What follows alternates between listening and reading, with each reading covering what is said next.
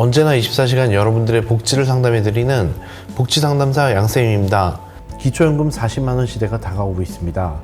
많은 어르신들이 궁금해하시는 것들 중 하나가 국민연금을 받으면서 기초연금을 신청하려면 어떻게 해야 되는지 궁금해하시는데요. 감액 없이 100% 모두 받으려면 재산을 언제부터 어떻게 관리해야 유리한지 오늘 아주 쉽게 설명해 드리겠습니다. 복지24 상담센터 지금 상담 시작합니다.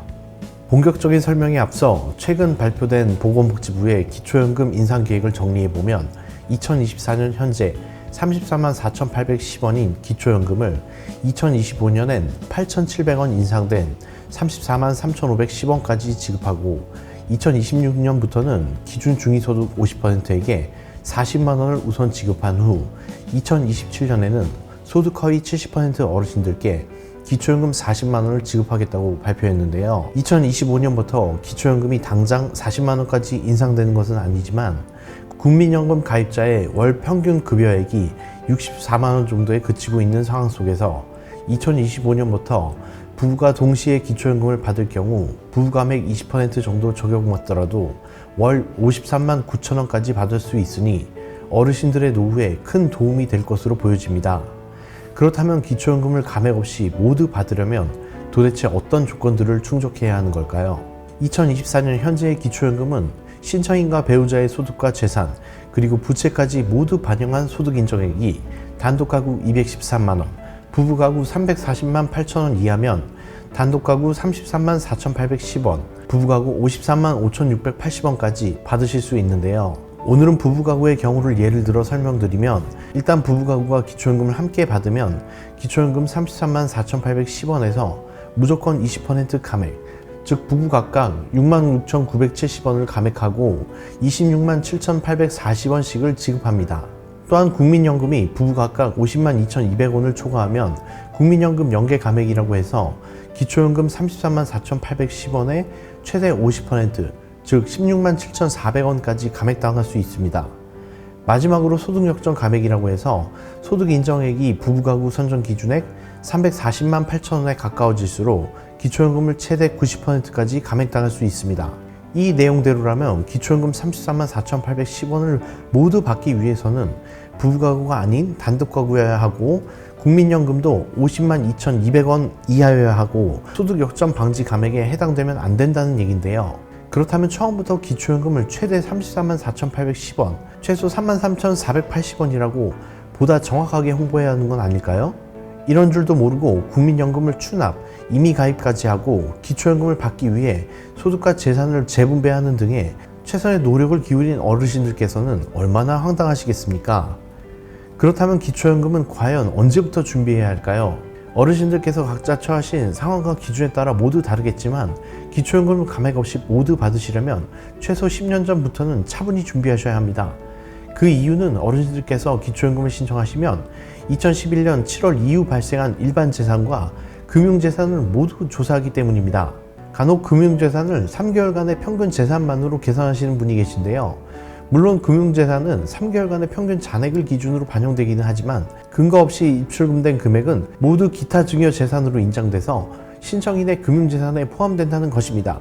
즉 2011년 7월 이후 재산의 변동금융거래 내역 등을 모두 들여다본다는 것인데요. 따라서 재산의 변동이 있을 경우 반드시 증빙자료를 제출해서 본인 소비분을 확인받으셔야 재산에서 제외될 수 있습니다. 만일 증빙자료가 없거나 증빙자료를 제출해도 인정받지 못한다면 모두 신청인의 재산에 반영돼서 기초연금 수급에 매우 불리하게 작용합니다. 그렇다면 본인 소비분으로 인정받을 수 있는 경우와 그것을 인정받기 위해선 과연 어떤 증빙자료를 제출해야 할까요?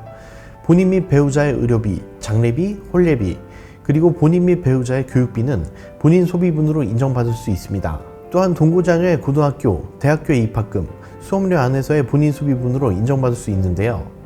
이때 미리 준비하셔야 할 증빙서류는 진료비 납입 확인서와 영수증, 진단서, 장례식장, 결혼식장 영수증, 학원비 영수증, 등록금 영수증 등이 있습니다. 그런데 여기서 주의하셔야 할 것은 간이 영수증은 인정하지 않는다는 것입니다.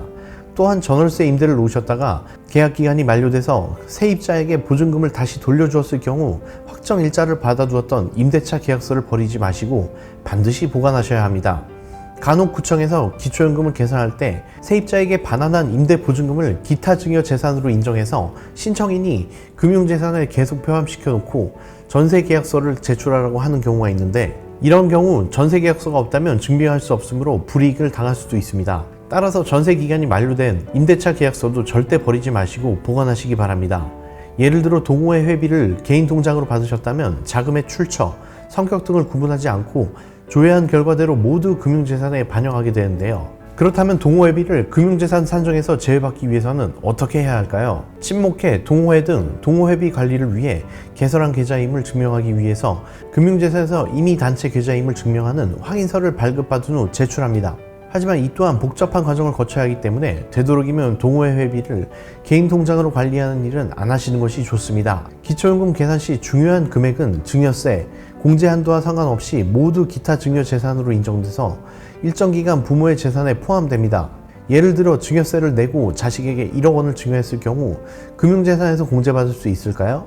기초연금 신청 전 증여한 재산은 증여세 납부 여부와 상관없이 모두 기타 증여재산으로 인정돼서 단독 가구 235만 7천 원, 부부 가구 286만 4천 원씩을 매달 자연소비분으로 차감하고 남는 금액만큼을 계속 부모의 금융재산에 포함시킵니다. 따라서 부부 가구의 경우 증여한 1억 원이 모두 없어지려면 매달 286만 4천 원씩 자연소비분으로 차감해서 35개월이 지나야 모두 없어지게 됩니다.